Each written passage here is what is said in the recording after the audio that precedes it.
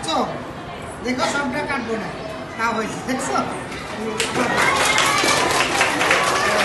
কেমন আছেন? কেমন আছেন?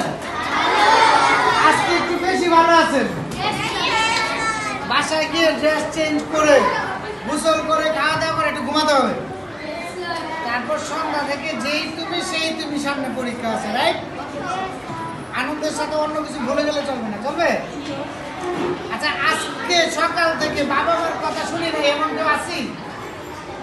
শুনো নাই? শোনো নাই কথা কেন? এই ড্রেস করতে না করছে তারপরে এই যে আমার আনন্দটা নষ্ট হয়ে গেছে, এটা আমরা আশা করি না।